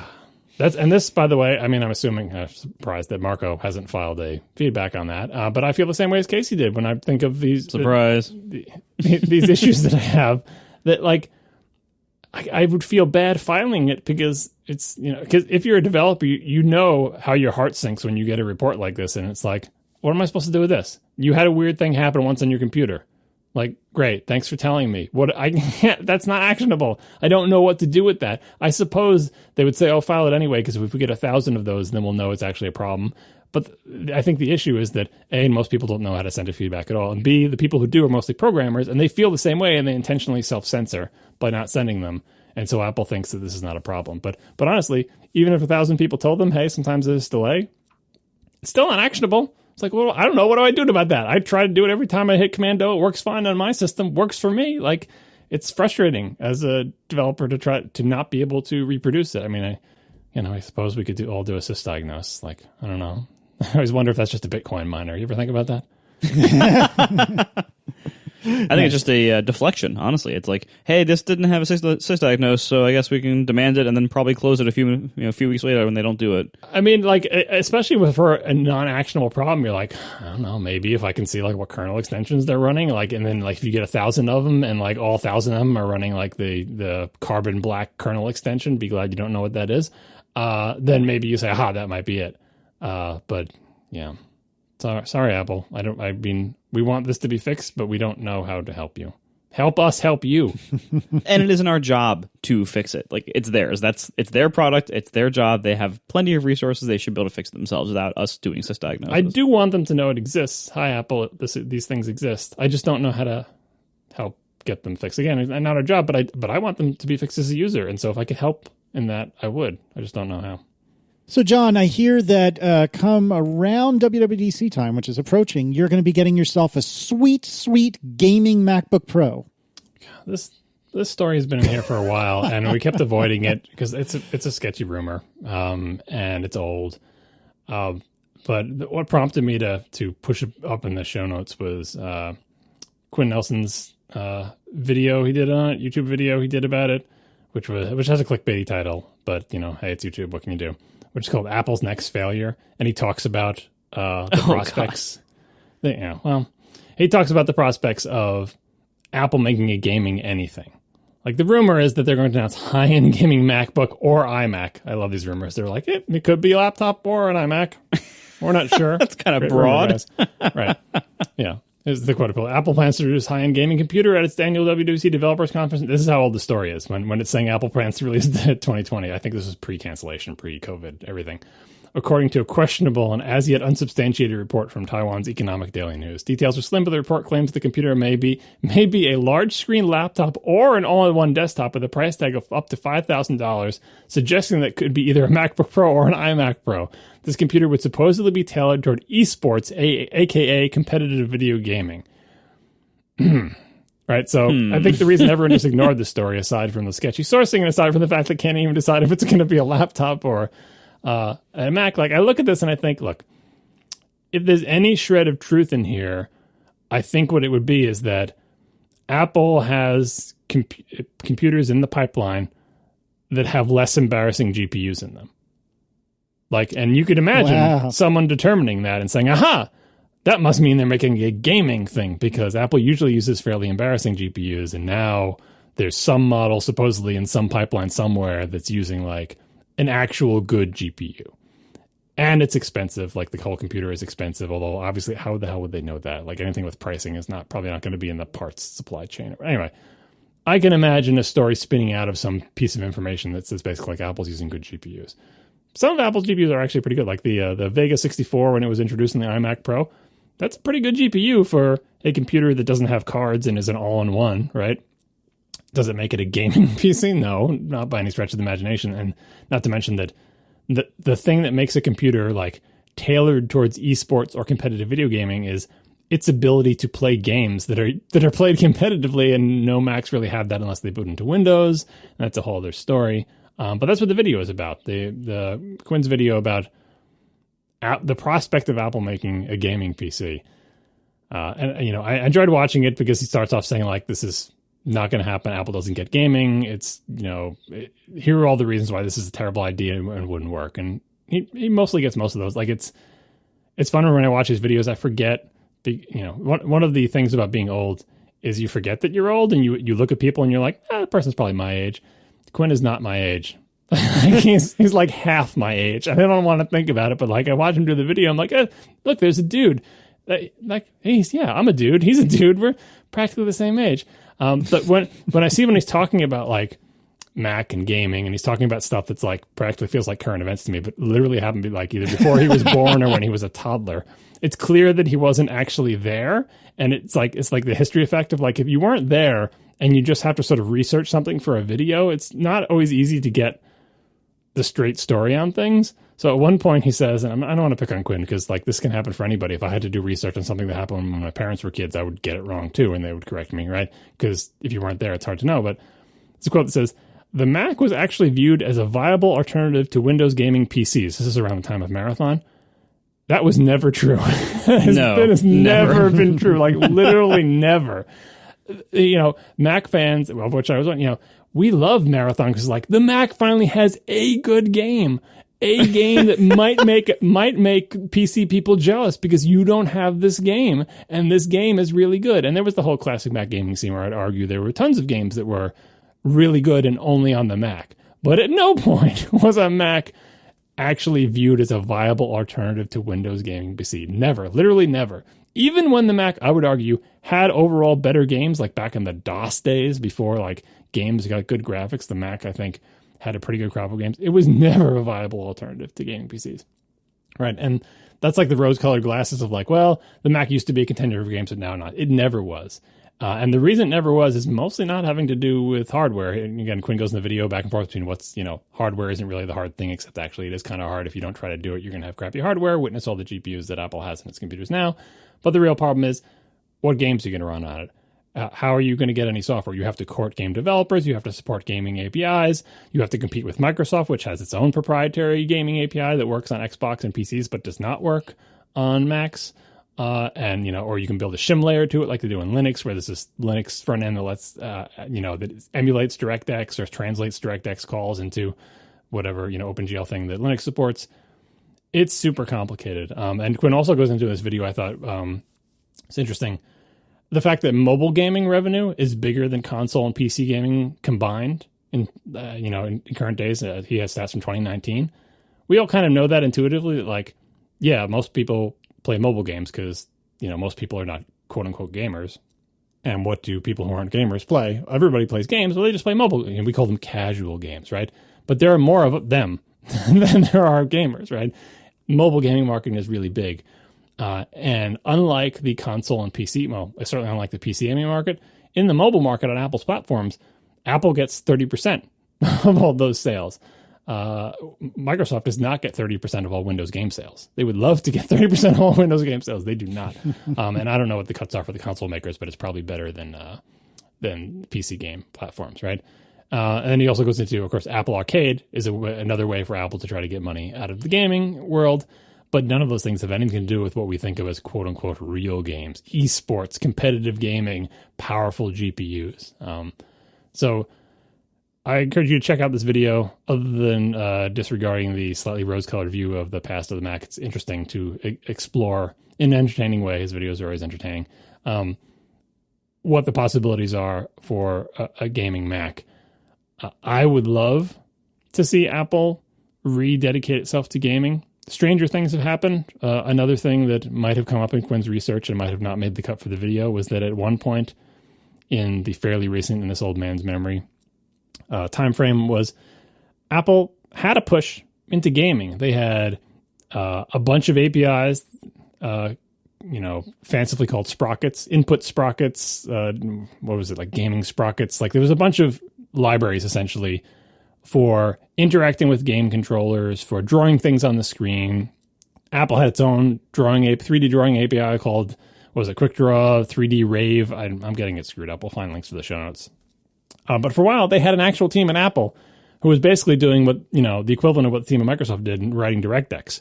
We're going to make APIs for the Mac platform whose sole purpose is to write games. Even today, Apple has Sprite Kit, arguably Scene Kit, and there's always WWDC sessions about how to build a game. But in reality, when people build games, they build them on the big cross-platform engines like Unity or Unreal or whatever. They use DirectX, they use OpenGL. Apple no longer supports OpenGL. We'll probably remove it from the system sometime soon.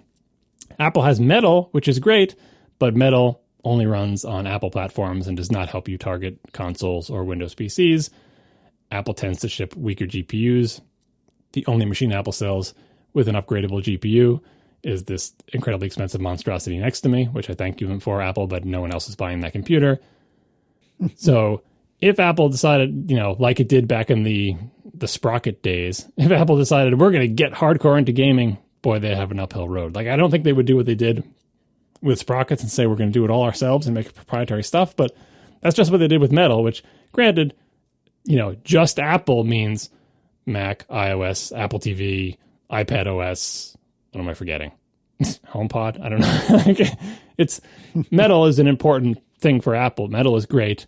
Metal is better than their poorly supported OpenGL was, but nobody is writing games on top of Metal, big cross-platform games. The good thing is that the engines support Metal, like Unity and Unreal can support Metal, and people can build their games on top of that, which helps, but it's still kind of an uphill battle, and it's still very difficult to say, like, oh, here's a game that was made for the PC, and it uses DirectX, and it's available on the Xbox and on Windows. How do we get that game on the Mac? It's like, well, reboot your Mac into Windows, because there's no way in hell for you to run that on the Mac.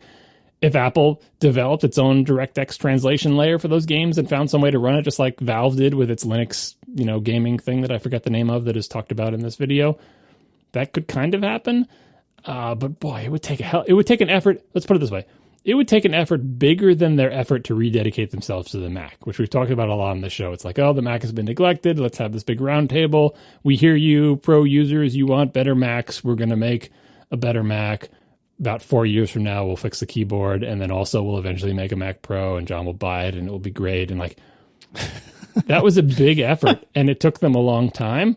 But they did it, right? It was like this thing that they had neglected, and they announced they're going to rededicate themselves to it, and they have. Like, we had a couple shows ago, we're like, hey, guess what? All the Macs are good now.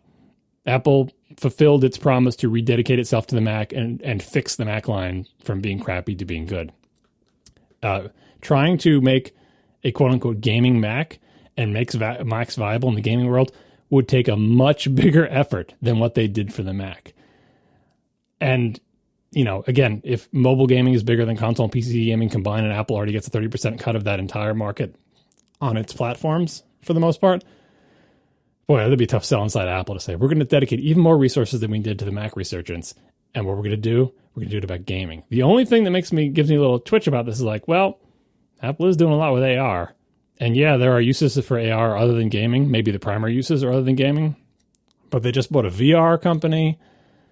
And, they at one point they were considering building a car. So it's really hard to count Apple out on anything. Obviously, I would love for them to rededicate themselves to gaming. I would love for them to finally get gaming, to court game developers, to do what Microsoft did. Like, boy, I'm as big a Microsoft curmudgeon as anybody, but when Microsoft said we're going to get into the console gaming market, they did. They did it. They dedicated years and billions of dollars And they are now a player in that market, and they learned how to deal with game developers, and they learned how to make good games, and learned how to buy and support good game companies. Hell, they bought Bungie out from under all us Mac users, even though they kind of, split off after that. Anyway, Microsoft Not did that it. you're upset. What year was when they bought Bungie? Yeah, just you're not upset about that to this day, not a bit. 2000 or something. Anyway, yeah, Microsoft proves that it's possible. Like, if, again, Microsoft was already in gaming, but they decided to get into console gaming, and they did it. It's possible. This is a thing you can do. And Apple certainly has enough money and talent to do it, but I'm not sure if the upside will ever, justify that kind of investment. So until then, I just have these sketchy rumors and a Snazzy Labs video to comfort me in the night. We are sponsored this week by Linode, my favorite cloud host. Whether you're working on a personal project or managing your entire company's infrastructure, Linode Cloud Hosting has the pricing, support, and scale you need to take your project to the next level. They have 11 data centers worldwide so far, and they always add more. They all run enterprise-grade hardware, the next-generation Linode network. So Linode Cloud Hosting delivers the server performance you expect at prices that honestly might surprise you.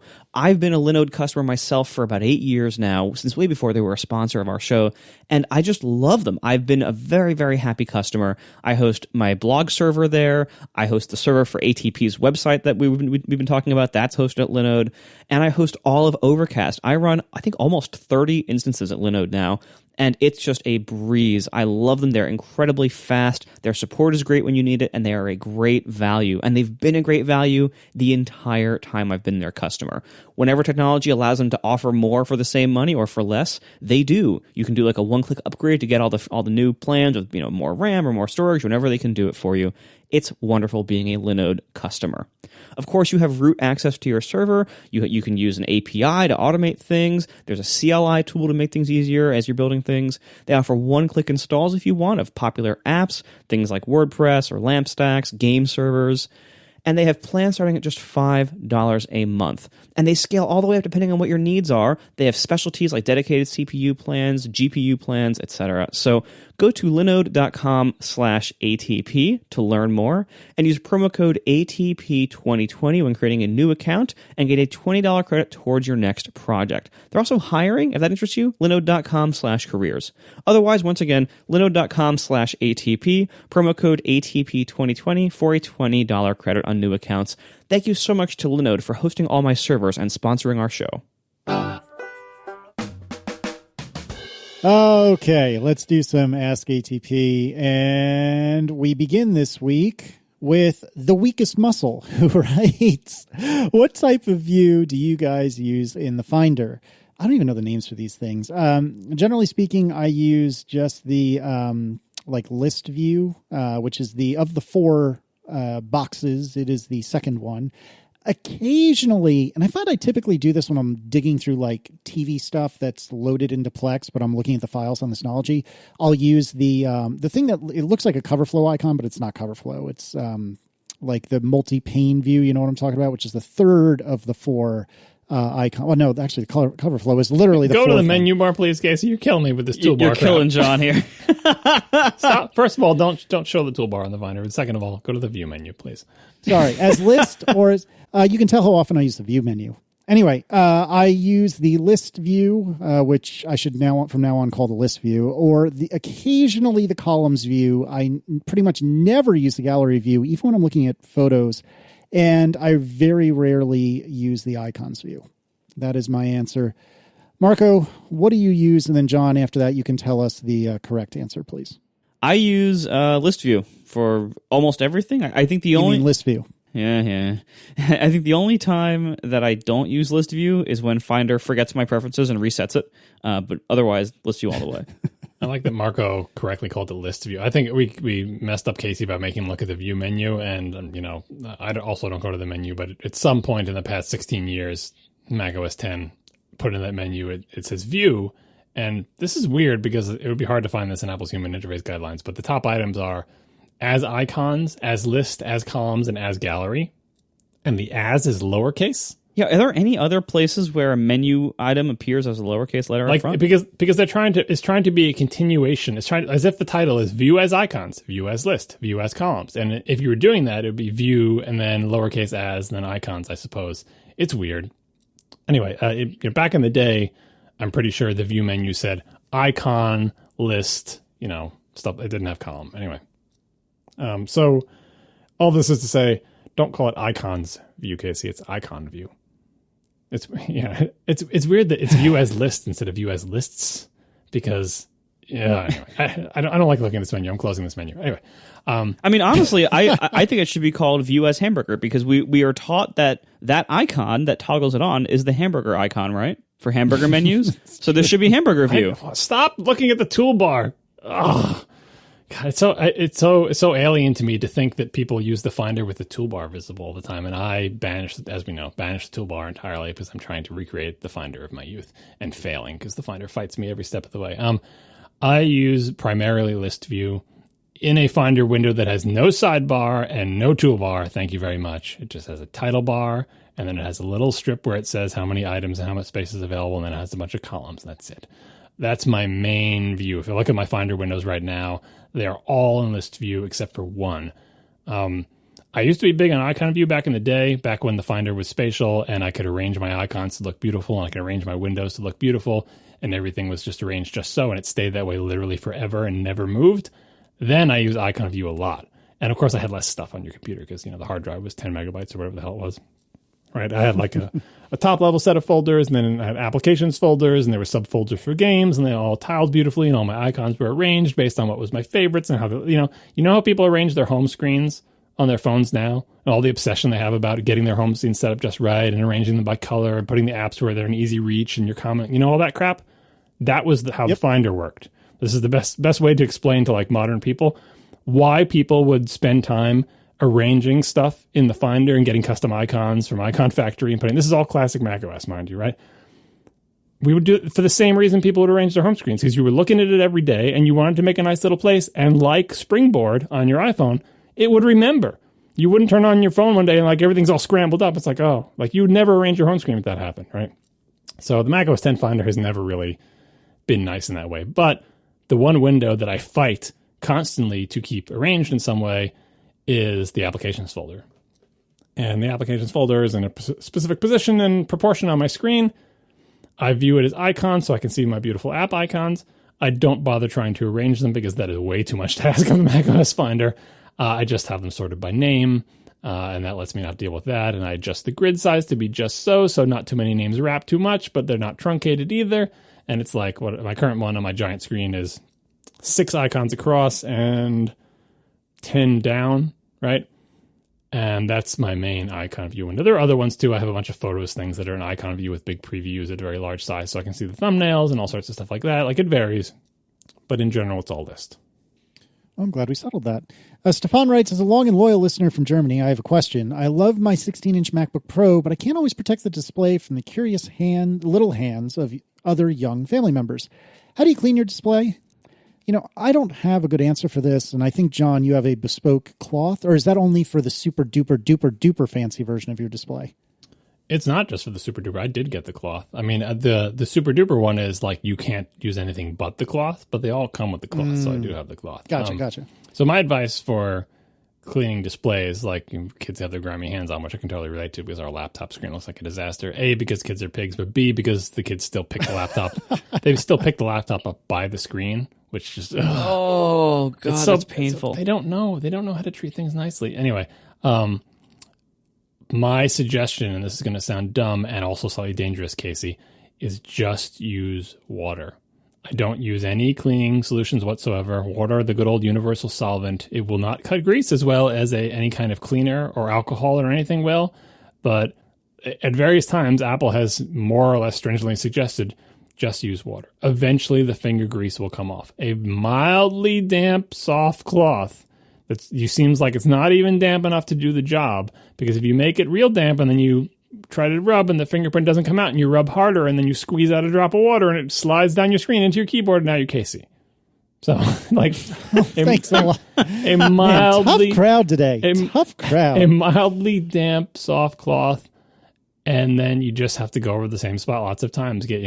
Rinse the grease off of it, rinse the rag out again. Just plain water will actually get your screen clean, unless like your kids took a Sharpie to it or something, in which case, sorry about that. But just for finger grease, just plain water will do it. That's my advice. Not too much. Water, not too much, mostly plants. That's my advice. And as for my nice. My fancy screen, like my television, although this streak has ended, I think, for my TV. But like my television for many years, my Pro Display XDR screen has never been touched by human hands. Like after coming from the factory, the front screen of my Pro Display XDR has literally never been touched by human. I peeled off the big, gigantic, sticky, static thing that covers it. Carefully peeled it off by the big handle and put it on my desk. And I've touched the side of the display, and I've touched the stand, and I've touched the bottom, but I have never touched the front. And neither have any of my children. And for the longest time, my TV was like that because I raised my children to be terrified of going anywhere near the TV. It's like, A, because it could fall on them and kill them. But B, also, don't touch Daddy's TV. And that my TV screen has never been cleaned by anything, right? Unlike a CRT, it doesn't attract dust. Remember that was always a nightmare with CRTs, like it would attract dust to them with like the static electricity or whatever the hell they could charge, right? That doesn't happen with plasmas anyway. So there's no dust on it. Right, I've dusted the top and the sides and everything, but I've never dusted the screen, and there are no fingerprints on the screen. Recently, I did find a smudge of something on the screen, and I have to deal with that, and I don't know where it came from. Maybe some kid sneezed, or who knows what the hell it was. So the streak is over for my TV after however many years, but as far as I'm aware, my Pro Display XDR has literally never been touched. If someone did touch it, I wouldn't use the soft cloth that came with it, because that's packed away and pristine in the original packaging up in the attic somewhere. I would just get a soft, damp cloth and very gently slowly remove the finger grease using only water. And actually, I don't have to be that careful, because if I make a big bead of water and it drips down, it would just land on my desk and not go into my keyboard. You didn't even give me a chance to finish. I asked you a question, then you decided to go on a monologue. It's a tough crowd today, guys. Tough crowd. You can talk now. What else do you have to say about screen cleaning? Thank you, Dad. I would love to. Oh, my God. I have an extrely useful solution for this, so I hope you're happy that you delayed me telling you. Spill a cup of water on your screen? Is that it? No. You're the one who's saying to put water on the screen. Just a little bit. Here's what you need to do. You need to buy yourself a Volvo XC90. And when you buy that Volvo XC90, it comes with this absurdly overpriced microfiber cleaning cloth, which you can actually buy on Amazon for $17. And that works but just delightfully. And so if I ever decide I need to clean a screen, I just use that. Yeah, my solution is almost as bad as Casey's. Microfiber cloths are amazing. Usually, you don't even need any liquid. If you can just rub it gently with a microfiber cloth for 5 seconds, you can get almost anything off of the screen. In the rare cases that you got some real sticky sneeze blob on there or something that you really need help with, a very, as John said, very slightly damp microfiber cloth can get off pretty much anything. If you need to go past that, which you probably don't, but if you need to go past that, there are a whole bunch of various solutions sold by office stores and Amazon of screen cleaning spray or something like that. Screen cleaning wipes are a thing. I've used those before in the past. They seem fine. That being said, I'm a little concerned that you don't really know what the chemical is they're using. It might be harmful to your screen's coating. It might not. You're kind of rolling the dice with that. So it's not a great solution to rely on most of the time, especially modern days. Back in the olden days when it was just a basic matte plastic covering or a basic piece of glass, it was easier to recommend some kind of spray solution. But nowadays, the screens have so many specialty coatings on them to reduce glare and stuff like that, that you don't really know what's going to damage that coating and what's not. So ideally, try not to use chemicals and try to just stick with microfiber cloths and water, basically, and that gets almost anything out. Yeah, the reason people always suggest microfiber is they don't want you to scratch it, and you would think that if you use something like, say, a paper towel or a tissue, it's that's not going to scratch it. Oh, don't do that. Yeah. No, don't do that. Right, because people think it's a paper towel. Look how soft it is. I can squish it up in my hand or whatever. But lots of paper products, unbeknownst to you, have tiny abrasive things in them, which is why people say microfiber. Now, all that said, it doesn't have to be a beautiful bespoke microfiber. There are lots of sort of soft cleaning cloths. They're the velvety ones that you use for camera lenses or whatever. All you're looking for is not a textile that has abrasive elements in it. I don't know what it is that's abrasive, but little pieces of paper pulp or whatever the hell it is. Something don't judge soft. What I'm saying is don't judge softness by I feel it in my hand and it feels soft. that's not a great way to judge softness. Mostly you'll probably be okay because especially with Apple's Glass things, you're not going to scratch it. You're not even going to scratch the oleophobic coating probably with like a soft tissue that's damp or whatever. But if you're going to be there like rubbing away at some greasy fingerprint, get a screen cleaning cloth. And the thing about screen cleaning cloths is they don't last infinitely. They will slowly fill with finger spoo. Like it's just the nature. Like if you're getting it off your screen, where do you think it's going? Yeah, when you throw something away, where is away? It's going on the cloth. Right, so you do have to actually wash those cloths or clean them or get a new cloth at a certain point too. So that's another thing to keep in mind if you have a seriously gross screen situation. Finally, Peter wants to know, do you use any tools to protect your kids on the internet? For example, to restrict searches they can do on Google or YouTube. I know about YouTube Safe Search and Cloudflare's DNS for Families, but I was wondering if there are tools for Apple Mail or iMessage. I don't really have to worry about this yet because my kids are way too little. So I'm going to get out of the way, and let's start with the younger kids. Marco, what do you do? Pretty simple, really. We don't do much yet. We have the parental controls on our kid's iPad enabled, but that's mostly just for the screen time limits of like limiting what hours in which it can be used and total time and everything. Other than that, the thing is, it's hard to use technological measures to really 100% restrict what your kids can see online. Because not only do most of the measures not actually work 100%, and not only do kids find ways around them way more than you might think and spread those ways amongst themselves, and they're smarter than you think and they figure it out.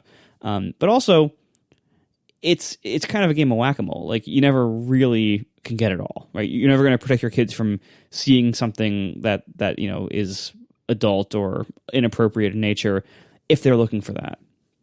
So there's really no, in my opinion, there's no substitute for just parenting, of just monitoring what they're doing, of like periodically going over and looking at what they're watching or what they're browsing or whatever, and talking to them about like, hey, here's the kind of thing you might run into if you go looking for it or whatever, or like, tell them actual risks. As you can say, like, there's some stuff out there that isn't appropriate for kids. Like if they're super young, you don't have to be, gory and detailed about it, but you can just say like, you might find things of people swearing or, other stuff, or God knows what else they might find.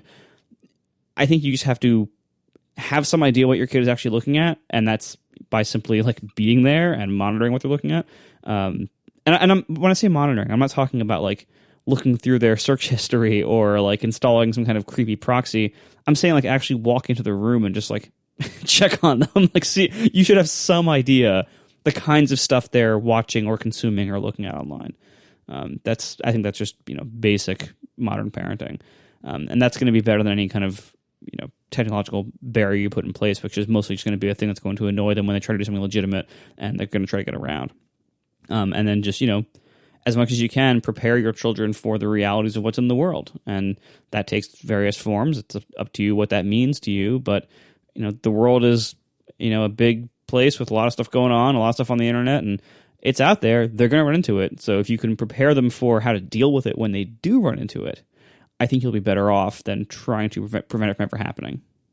Every parent can kind of draw their own line of how much of their kids' privacy they want to invade versus safety. But I will just say that looking at a very young kid's search history is hilarious because they'll type in like how to fly, person, how person fly. Like, it's just, once they learn how to write, they'll search for the most ridiculous things and they will not give up. Like, because they won't get the results they expect because they don't know how to formulate search queries or because they're asking like a really weird question, and they'll just keep trying. It's awesome. Anyway, what I did for like when my kids were younger, most of the major things that they're going to be interested in, the OS itself, the YouTube app, Safari, whatever, things that they're using, most of those have some kind of extremely weak sort of advisory level restrictions. And I've always used those just because I'm not trying to stop my kids from things they're seeking out. What I'm trying to do is reduce the possibility that, unintentionally they will run across something. So, if there's an age restriction on like music, or YouTube says restrict content, or, I don't know, it's 20 settings, like the OS has one as well, restrict content for under 17 or 8, just turn all that stuff on, because practically speaking, my experience has been it doesn't stop the kids from getting to, like, they don't even know it's on. It doesn't stop them from getting to anything that they want to get to. It also doesn't stop them from seeking out things that they shouldn't be seeing anyway. But what it does stop them from is, like, they're looking for, Daniel Tiger, and they end up with, like, something entirely different because of some unfortunate coincidence of search terms. Those features are ubiquitous, and you should totally use them. In fact, even though my kids are both teens now, I still have those, restrict to 17 plus settings on basically everything. Because A, they're not 17, not that I really care about those age things, but B, it doesn't stop them from seeing anything really. Like, I watch rated R movies with them when I think they're appropriate, but I rent those myself, and they can get to anything on YouTube they want to anyway. Like, I'm not actually stopping them if they really want to seek out something that's quote unquote not age appropriate. They're totally going to get to it. But I feel like, kind of like how I pay for whatever this service that takes the ads off YouTube, I'm just trying to make the sort of default. I'm trying to make the neutral game. God, I keep doing Destiny things you guys don't understand. Anyway, I'm trying to make the default environment, trying to give them a better neutral game, trying to make the default environment without any it's not even working. Anyway, I'm trying to make it so that if they just act normally, then everything will be normal, and they won't suddenly have, like, animal mutilation or porn thrown in their face. If any of them come to me and say, I've got to see something for school and this is restricted, I'll just turn it off. Like, I don't care. They're old enough now, but I think that really helped. It really helped me not have to be over their shoulder every second, because a kid with unrestricted access to the internet is going to land on things that they didn't want to see by accident. And like I said, most of the things like YouTube and Apple's OS and things that let you buy and see apps and buy and see TV shows or whatever, those restrictions and age ratings, they work really well, especially for younger kids, to just cut out most of the stuff that's egregious. So that's what I suggest. And what it requires is everything that your kids are going to be using, like if you use parental controls, only have to use 3 apps or whatever, you have to look in every single one of those apps. Find out, does this service have parental controls? How does it work? Can I make an account for my kid? Is it a sub-account of mine? How do I put restrictions on them? How do, Apple's good about this, you can make it so your kids account, make a family on, the Apple family thing, and make your kids in that family, and make them have to ask you for approval to quote unquote buy applications, even free ones. And then you'll always know every single app they download, because you'll get a notification on your phone that says, little Timmy wants to buy this app, approve or reject. And you can look at the app in the App Store, and it's going to be something, if it turns out that's one of those exploitive free-to-play games, that's a perfect opportunity to go talk to little Timmy about how this thing works. And they might still want it anyway, and you might be able to give it to him, and then you get a notification 5 minutes later that says little Timmy wants to do an in-app purchase for 500 coins or something inside the game, and then you can have a different conversation with them, right? Those are the type of tools I'm talking about here. They're not stopping anything. They're facilitating a dialogue and sort of filtering out the worst of the worst. But you do have to, like Marco said, still be engaged. As your kids get older, they're going to seek out things that they're quote unquote not supposed to see. I'm not sure everyone remembers, but we were all kids once too. Like, that's what kids do. I don't think there's any avoiding that. I don't think it's healthy to avoid that. Hopefully by that point you have done well enough in raising your child that, like, things aren't going to go totally off the rails. Sometimes it's out of your control. We're all doing the best we can. Thanks to our sponsors this week, Squarespace, Linode, and Tom Bin. And we will see you next week. Now the show is over. They didn't even mean to begin, 'cause it was accidental. Oh, it was accidental. John didn't do any research. Marco and Casey wouldn't let him, 'cause it was accidental. Oh, it was accidental. And you can find the show notes at atp.fm. And if you're into Twitter, you can follow them at CASEYLISS. So that's Casey Liss, MARCOARMENT, Marco Arment, SIRAC, USA Syracuse. It's accidental. They didn't mean to. Accidental. Tech podcast so long. On the show notes this week. Oh, wait, let me save. Just make sure. Well, are you doing it or am I? You are. I don't want to mess with your. Okay. I wait until you're done and then I mess with it. All right. That's my system. I also don't edit in web text fields, Casey. Oh my God! Please leave me alone. I do not have time. Why are you so? Nobody edits it. How many times have we talked about? about this? Do not edit text in web text fields. Never edit text in web text fields. like I don't know how long you have to when is it going to take for people to learn that?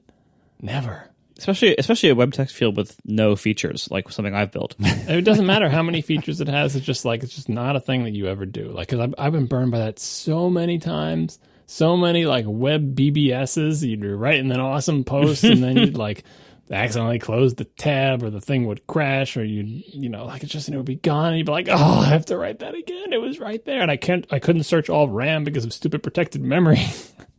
This is awful.